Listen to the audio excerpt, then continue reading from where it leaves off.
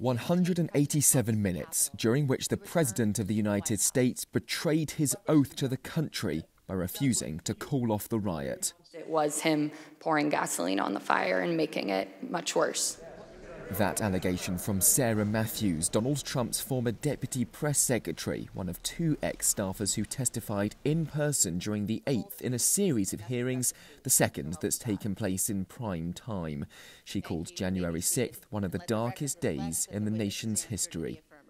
Through new testimony and never-seen-before evidence, the committee demonstrated that for more than 3 hours that afternoon, the president resisted repeated requests from aides, advisors and some members of his family to publicly condemn the assault that was happening here. Nor did he place any calls to law enforcement agencies or officials to bring the rampage to an end. If we lose any more time, we may lose the ability to leave. All whilst chaos was still unfolding inside the Capitol. A chilling revelation by an anonymous White House security official described listening to Vice President Mike Pence's Security Service detail saying goodbye to their loved ones over the radio in fear for their lives. We have to have peace.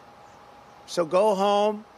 Mr. Trump, the committee was told, did eventually relent to the pleas, encouraging his supporters to leave. But even days after, he failed to retract his false claims of voter fraud, which millions of Americans still believe. But go home and go home in peace.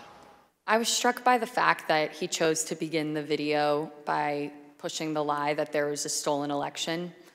And as the video went on, I felt a small sense of relief because he finally told these people to go home. But that was immediately followed up by him saying, "We love you, you're very special."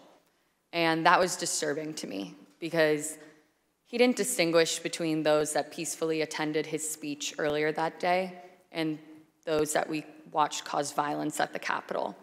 Instead, he told the people who we had just watched storm our nation's Capitol with the intent on overthrowing our democracy, violently attack police officers, and chant heinous things like "Hang Mike Pence, we love you, you're very special." Donald Trump has branded these hearings a political witch hunt and a scam. Yet Committee Vice Chair Liz Cheney, a Republican, insists the truth cannot be abandoned.